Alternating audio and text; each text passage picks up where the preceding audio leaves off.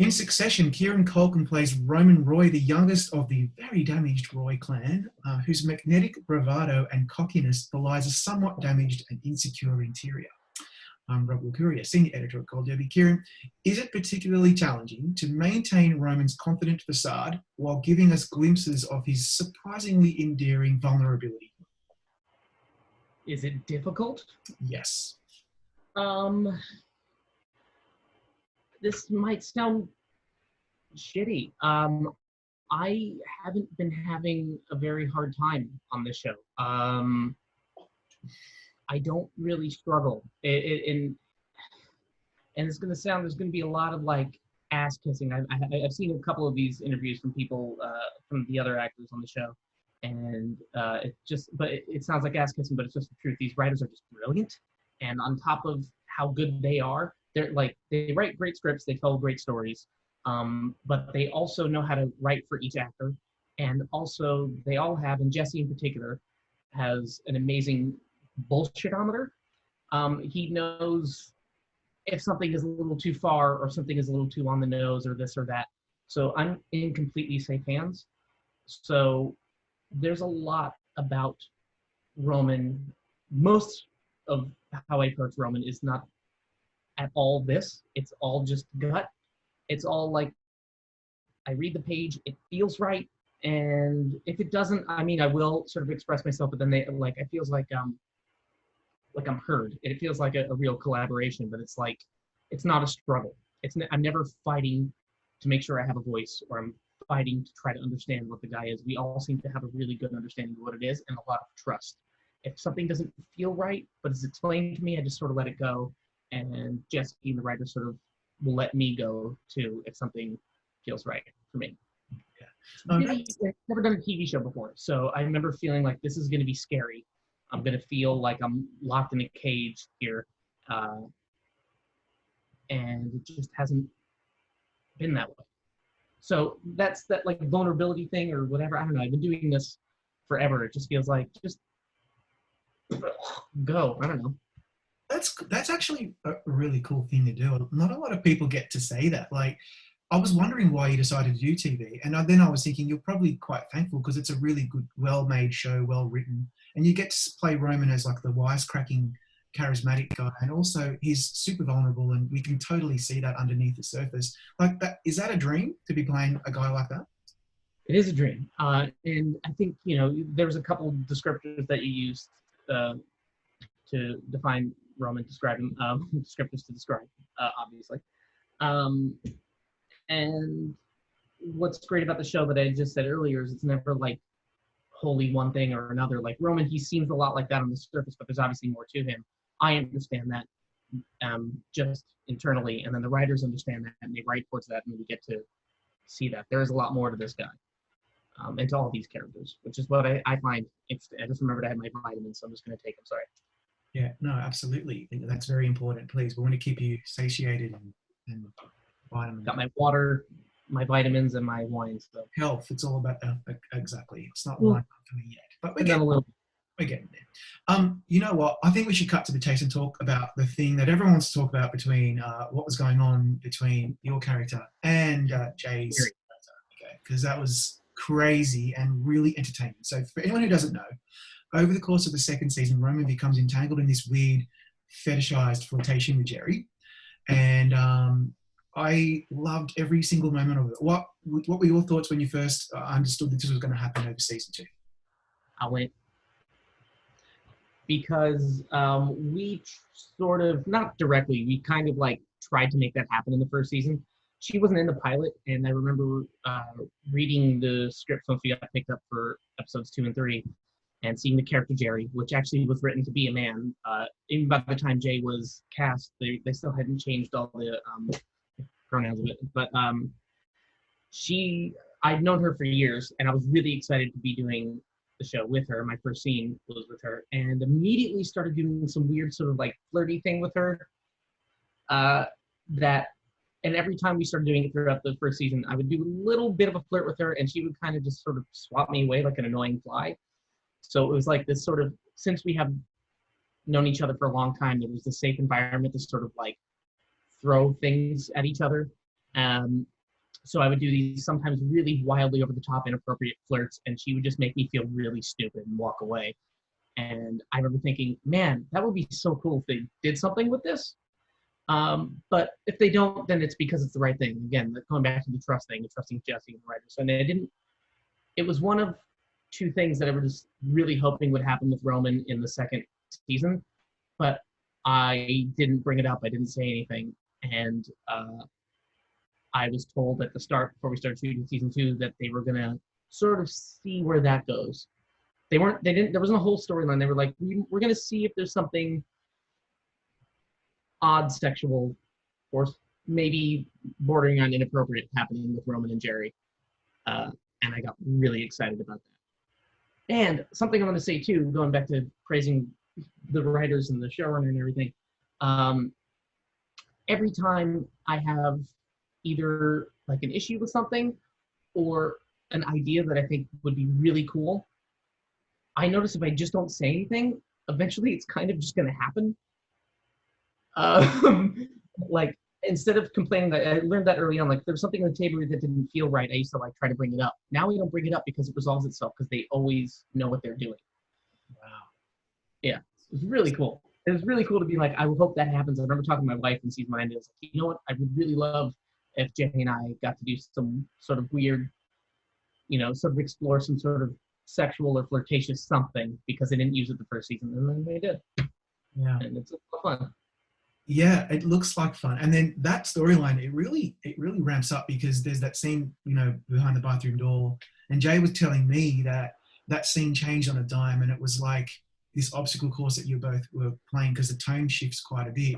And it's delightful and kind of horrifying to watch at the same time. But I thought, wow, you both really knocked it out of the park. What did you think of that? Oh, that was one of the most fun nights of shooting that I've had. And what's fun with working with Jay is I had worked with her in the past. She's really good. She's really talented, but she doubts herself sometimes. And it's funny because she wants to talk about something that she already fully understands. And she'll talk about it a lot and then come to a place of, I don't know what I'm doing. It's like, no, but you're already doing it. And every time we did that scene, it was working so well. And after each take, she was doubting herself. And still didn't quite understand, does Jerry like this? It was, because for me, like, the show is not really about this or that. It's not really any one thing. So that's why, like, her trying to understand why Jerry sort of goes along with it, I don't think there is a real particular answer for it. And her being a very professional actor and theater actor, she obviously wants to talk and understand. And in this case, I was like, let's just do it. And she's brilliant. She always is. But I have fun watching her sort of squirm on set when she's like, is doubting herself. Because I'm like, I know she's doing a great job, and I know she's going to get there eventually, but it's sort of fun to watch her doubt. Yeah, I get that. The other thing that I've been always wanting to ask you is, what the hell is going on with him, if you don't mind me asking, sexually? Because the relationship he has with Tabitha, for example, is really seems dysfunctional.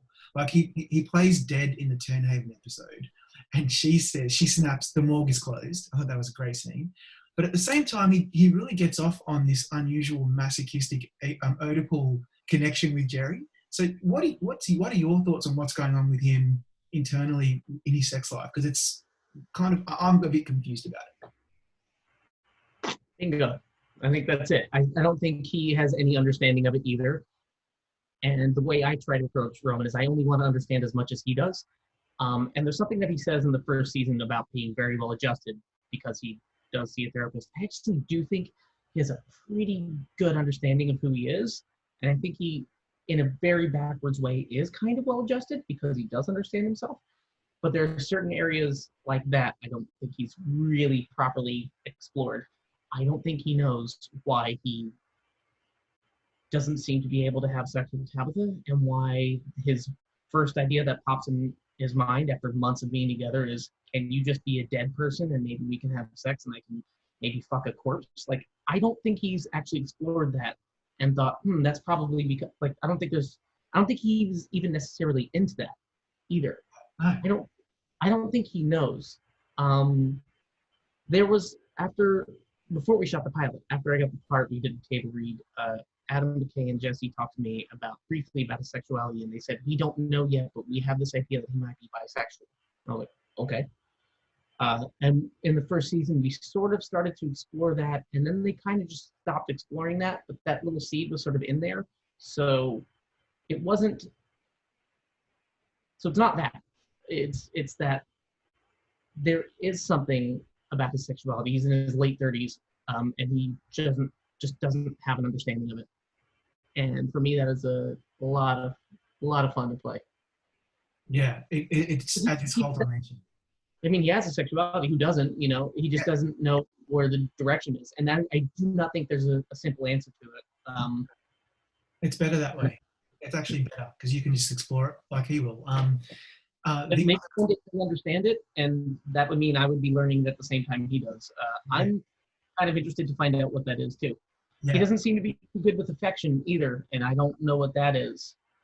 And where that comes from. Probably his very, very cold parents, but you know. Yeah, I think that's a huge factor. In fact, it brings me to this next point because he does have some dysfunction with affection or with connection. In episode 6, just these an enraged and anxious Logan resorts to violence and slaps Roman. And it's just really confronting because he's said a few things. He's always put Roman down in the past. But the way you played it was he underplays it as no big deal, implying it's not the first time it's happened, and also implying he's such a masochist that he almost deserves that kind of treatment. That's how I took it. What were your thoughts on that particular scene? I never really considered the masochism thing. I also don't know if it's something that he really does. And you know, Logan says an episode or so later, he says like, "That's not something I do." Yeah, I know. Meaning it's not really something he does, but he probably has, and maybe it's been 20 years. Like maybe he did jerk Roman's arm really hard once when they were kids or something. Like he lost his temper because, you know, he does have a short fuse. But I think more what it was the humiliation of it, and Roman wanting to, it wasn't, what made me think that it wasn't something like a trigger like from his childhood is like, I think he was just embarrassed, not traumatized, not daddy hit me, but you know, I got smacked in the mouth for being, you know, a wise ass. Yeah.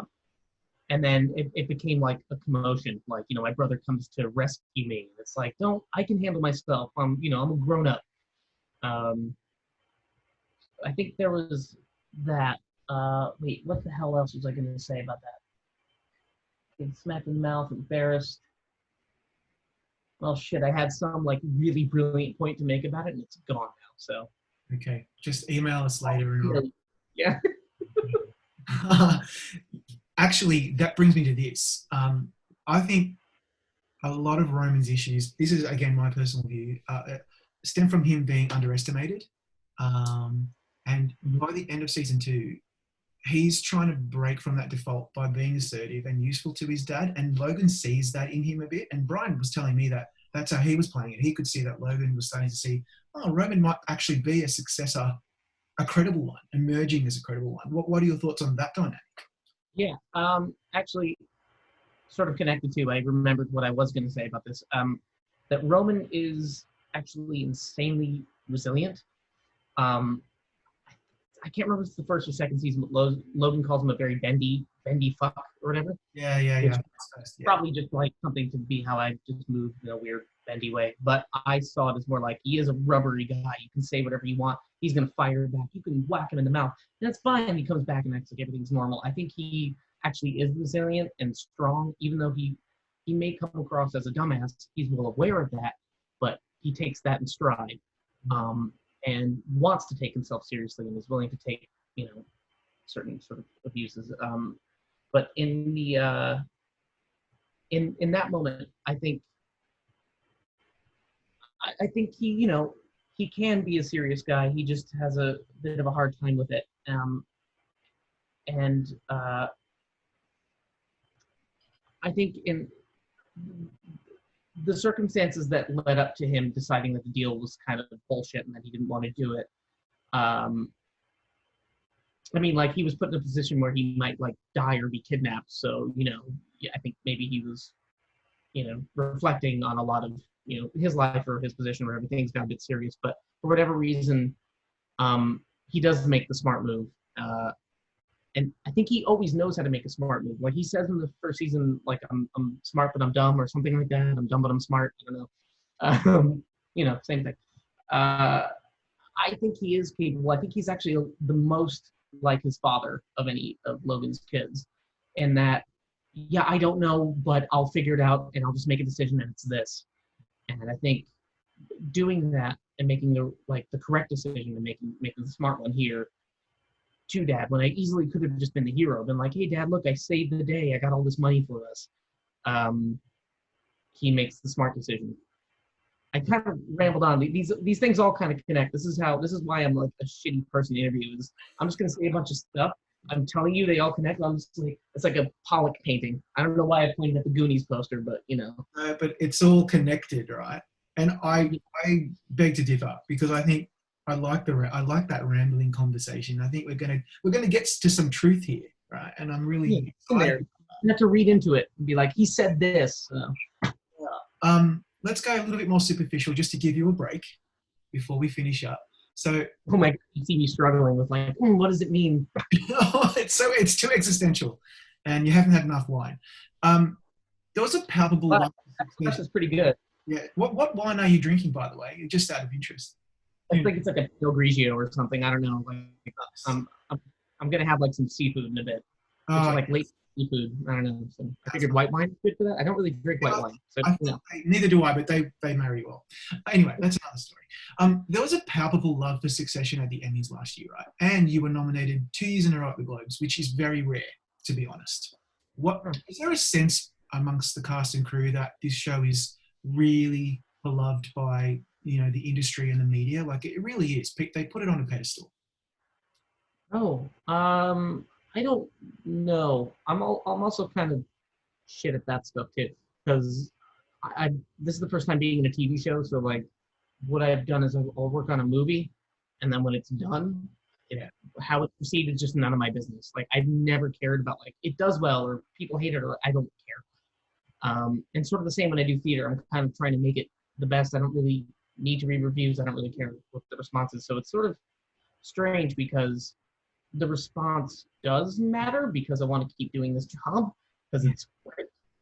But I don't really have a sense of like, I don't really get it. I would say like at the Globes, like Snook has had a really fun time, I think, with the amount of people that have enjoyed it. So right after we won at the Globes, we were walking off, and Elton John like grabbed one of us. I can't remember who was talking about how great it was, but Snook had already walked off, and I was like, you need to come here. Elton John loves our show, to get her. I was like, you might want to see this. And she comes over, she was like, oh my gosh. I only get little glimpses like that when they're like, oh, people like it, but I don't really have a sense of like, I don't know, how people respond to it. I don't know that it would really help me with my job. No, it's probably healthier. Okay, final question before we let you go, and it's not Succession related, because I'm going to slip this one in. So some of my favorite movies of all time, including my kids, Home Alone and The Two Father of the Brides. So this is just going to be a very general question, but what's your fondest memory of back in the day when you were just starting out as an actor and you were working on those classics? Oh man. Wish I could give you like a really you know me, I'm just gonna ramble on and talk about a bunch of crap, and then you're gonna have to piece it together later. You sure you don't want to edit this? Man, I don't know. For me, it was always just kind of fun. I think some former child actors look back at it and see it as like it was work, or it was a struggle, or it was like sad or whatever. I had a good time. It was playtime. I don't know. I remember like in the first Home Alone when they had to mush the chair up against my face, like doing that over and over again. And I think eventually they ended up like shooting it in reverse. They mushed a chair up against my face and then pulled it away, and I had to react, but like in reverse. And I was like 7. I was like, that's so cool. I don't know. I just had a lot of fun as a kid doing that stuff. And the only thing, because I've been working consistently since then, it's funny because like what I did then, it has almost nothing at all with what I do now. But a couple of good takeaways of that are like, I can memorize lines really fast because I've been doing that since I was 6 years old. I can like hit a mark without ever seeing where the mark is. There's like these weird little like skill things that like I feel like people that approach acting later on in life, they don't really think about. You don't really teach you that. No. So it's like you learn all about the stuff and you can be really ready, and then you get there and then you gotta like know which way to walk off camera. You can't walk this way, you have to walk that way. Things like that are just like ingrained back here because I've been doing it since I told you I was gonna ramble on about a bunch of shit. That's really, I've never heard that. That's actually really interesting, and it's so obvious, but I've never thought of it. It's so obvious. Kieran, thank you so much for your time today. That was a great interview, and hopefully we can catch up again next time. Yeah, that sounds really cool. Thank you. Everybody go to Gold Derby, make your predictions, click subscribe, you know the drill, and watch all of our great contender chats.